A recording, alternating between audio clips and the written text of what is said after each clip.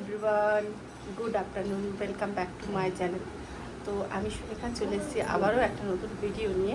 কারণ এখন তো বর্ষার টাইম, বৃষ্টি বাইরে প্রচুর, তো কোথাও যাওয়া হচ্ছে না। তার জন্য ভাবলাম আজকে বাড়িতে একটা ব্লগ করা যাক, কারণ কোনো ব্লগ আমি দিতে পারছি না সেই কারণে। তো আজ হচ্ছে একটা বিশেষ দিন, দিনটা হচ্ছে আজকে বিপত্তারিণী বধ, পহেলা শ্রাবণ। তো যাই হোক, আজকে বতেরই কিছু নিয়ম, মানে বিপত্তারিণী বতের পুজো ভিডিও এসব কিভাবে কি করি আমরা, সেটাই তোমাদের সামনে তুলে ধরবো।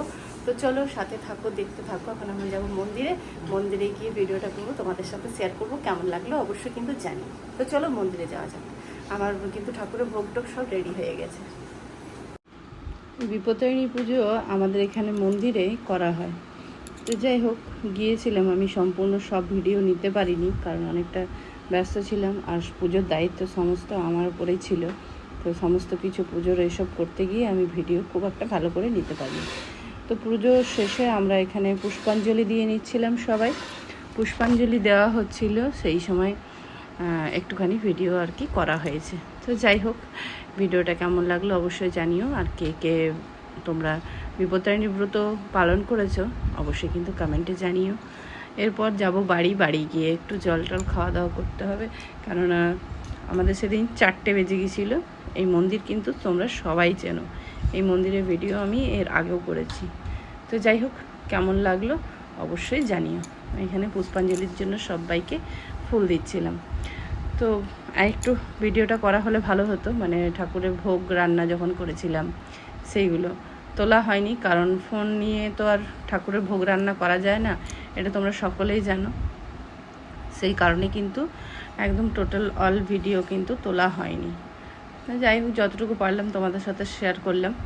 আর এখানে পুজোর শেষে কিন্তু সিঁদুরের পরার, মানে স্ত্রীদের সিঁদুর পরার রীতি রয়েছে, এটা তোমরা সকলেই জানো। তো সেই একটু ভিডিও ফুটেজ একটু তুলে ধরলাম তোমাদের সামনে, এই একটু একটু করে সব তুলে ধরলাম। তো কেমন লাগলো চলো এখনকার মতো এবারে বাড়ি যাই। তো হে এভরিওয়ান, আমরা বাড়ি চলে এসেছি। আর মোটামুটি এখন ঘড়িতে টাইম হচ্ছে 3:49, মানে 4টে বেজে গেছে। তো খুব ভালো করে একটা ভিডিও করতে পারিনি, কারণ অনেকটা ভিড় ছিল মন্দিরে, অনেকজন এসেছিলো, সেই কারণে কিন্তু পুরো খুব ভালো করে একটা করা হয়নি।